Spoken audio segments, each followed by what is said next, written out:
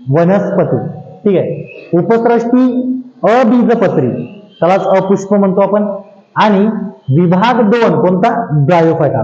मग ब्रायोफायटाचे तुम्हाला वैशिष्ट्य सांगायचं. वैशिष्ट्य कसे सांगणार तुम्ही? तर पहिलं वैशिष्ट्य आहे की या वनस्पतींना, म्हणजे कोणत्या? ब्रायोफायटामध्ये येणाऱ्या या वनस्पतींना वनस्पती सृष्टीचे उभयचर असे म्हटले आहे.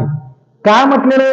कारण ते ओलसर मातीत वाढतात आणि यांना प्रजननासाठी पाण्याची गरज असते.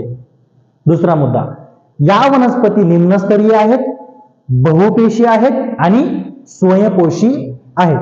त्यानंतरचा मुद्दा, या वनस्पतीमध्ये जी प्रजनन प्रक्रिया घडून येते, ही प्रजनन प्रक्रिया कशामार्फत?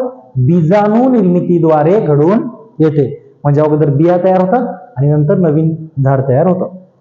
यांची रचना, या वनस्पतींची जी रचना आहे ती